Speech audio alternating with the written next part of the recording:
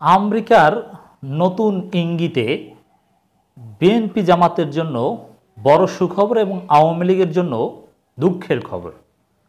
আমি জানি দর্শক আপনারা এই ধরনের সুখবর শুনতে শুনতে বিরক্ত, কিন্তু না, বিরক্ত হবেন না। একদিন এগুলোর তাৎপর্য বুঝবেন, ধৈর্য ধরতে হবে, রাতারাতি ফল আসছে না। আর এই সুখবরগুলো কাজে লাগাতে না পারা এটা বিএনপির ব্যর্থতা। কিন্তু আসলে যুক্তরাষ্ট্র বা পশ্চিমেরা যতটুকু তৎপরতা চালিয়েছিল ততটুকু না চালালেই বা আমরা কি করতাম? হয়তো বা আমাদের প্রত্যাশা পূরণ করতে পারেনি। প্রত্যাশা অনুযায়ী 7 জানুয়ারি ডামি নির্বাচনের পর যুক্তরাষ্ট্র তেমন কোনো পদক্ষেপ নেয়নি। That's right. এই জন্য আমরা সমালোচনা করি। ভারতের চাপে যুক্তরাষ্ট্র চুপসে গিয়েছে বলে আমরা মন্তব্য করি। কিন্তু তারপরও যা করেছিল, যতটুকু দৌড়ঝাঁপ করেছিল, ততটুকু না করলেই বা আমাদের কী করণীয় ছিল? এমনকি আওয়ামী লীগের পক্ষে যদি অবস্থান নিত তাতেও বা আমাদের কী করণীয় ছিল? কিছু করার ছিল না। এখন সরাসরি বাংলাদেশ কেন্দ্রিক কোনো তৎপরতা নাই।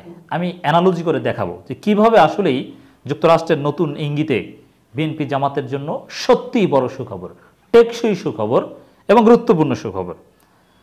একটা খবর আমরা আলোচনা করছি 15 মে 24, ভারতের উপর নিষেধাজ্ঞার হুঁশিয়ারি যুক্তরাষ্ট্রের। আপনারা খবরটা অনেকেই হয়তোবা দেখেছেন। এখন একেবারে সহজভাবে বুঝুন যে বাংলাদেশ বিষয়ে যুক্তরাষ্ট্র 7 জানুয়ারি ডামি নির্বাচনের পর কেন তেমন কোনো পদক্ষেপ নেয়নি বা নিষেধাজ্ঞা দেয়নি, যেরকম দিয়েছিল ক্যাম্বোডিয়া সহ বিভিন্ন দেশে। কেন দেয়নি? সহজ কারণ, যে ভারত আমেরিকাকে থামিয়ে রেখেছে। এই তো, ভারতের চাপে আমেরিকা চুপসে গিয়েছে, এই তো, এতে তো কোনো সন্দেহ নাই। এর মানে ভারত আমেরিকা কিন্তু চমৎকার সম্পর্ক। বিশেষ করে ভারতের যে দক্ষিণ এশিয়া নীতি, তাতে মানে আমেরিকার যে দক্ষিণ এশিয়া নীতি, তাতে ভারতকেই নেতা মানে বা ভারতের সুপ্রিমেসি স্বীকার করে তাদের ইন্দো প্যাসিফিক স্ট্র্যাটেজি প্রণয়ন করেছে। চীনের টু কন্টেইন চীন, ভারতকে আমেরিকা লাগবেই, বা চমৎকার একটা সম্পর্ক। এই দিক বিবেচনাই তো ভারতের কথায় আমেরিকা থেমে গেছে বাংলাদেশ বিষয়ে, এতে তো কোনো সন্দেহ নাই। এখন ভারতের উপর যে নিষেধাজ্ঞার হুঁশিয়ারি দিয়েছে যুক্তরাষ্ট্র, এটা অন্য বিষয়, এটা বাংলাদেশ জড়িত না।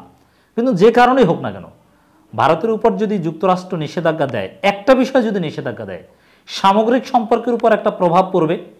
এমনিতেই মোদি রেজিমের সাথে বাইডেন রেজিমের সম্পর্ক ভালো না। ভারতের সাথে যুক্তরাষ্ট্রের সম্পর্ক ভালো, কিন্তু মোদির সাথে বাইডেন রেজিমের সম্পর্ক একটু খারাপ। বিশেষ করে ট্রাম্পের সাথে আবার মোদির সম্পর্ক ভালো, কারণ মোদি একেবারে সরাসরি ট্রাম্পের পক্ষে ভোট চেয়েছিল, আপনাদের মনে আছে। এখন দেখেন, যদি যুক্তরাষ্ট্রের সামনে নির্বাচনে আবারও ডেমোক্রেটরা ক্ষমতায় আসে, বাইডেনরা ক্ষমতায় আসে, আবার এদিকে ভারতে যদি আবারও মোদি ক্ষমতায় টিকে যায়, এবং টিকে যেতে পারে, দুই দিকেই ক্ষমতাসীনরাই টিকে যেতে পারে, তাতে যুক্তরাষ্ট্র আমেরিকা যুক্তরাষ্ট্র ভারত সম্পর্কের উপর একটা নেতিবাচক প্রভাব পড়বে।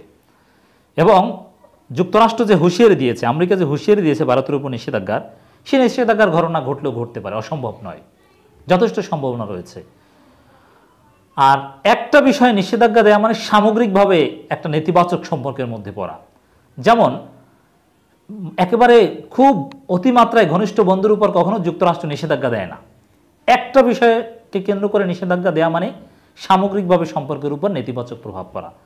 যেমন বাংলাদেশের উপর বা বাংলাদেশের র্যাবের উপর নিষেধাজ্ঞা দিয়েছে।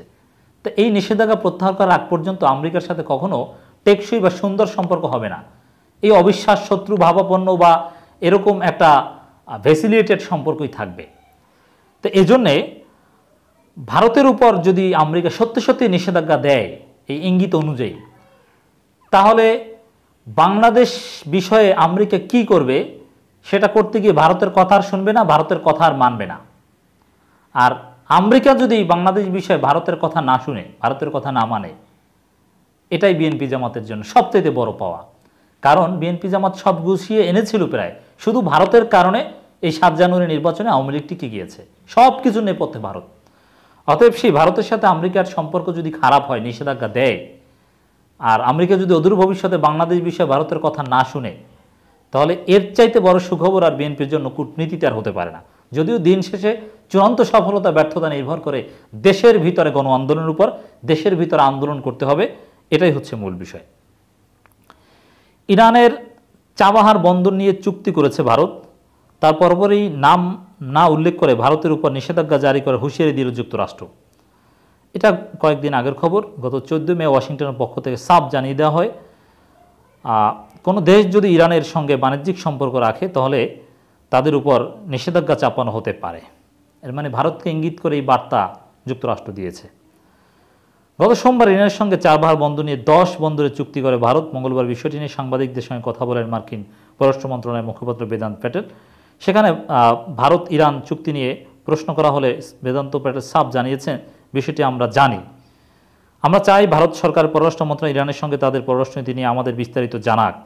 এর মানে এই ইরান ইস্যু নিয়েই যদি যুক্তরাষ্ট্র এবং ভারতের সাথে দীর্ঘমেয়াদে কোনো একটা বৈরিতার সৃষ্টি হয়, সেটার প্রভাব বাংলাদেশ বিষয়ে যুক্তরাষ্ট্রের দৃষ্টিভঙ্গির উপর পড়বে ভারতের কথা না মানার ক্ষেত্রে, এবং সেখান থেকেই বিএনপি জামাত অ্যাডভান্টেজ পাবে। আমরা আলোচনা করছি 15 মে 24।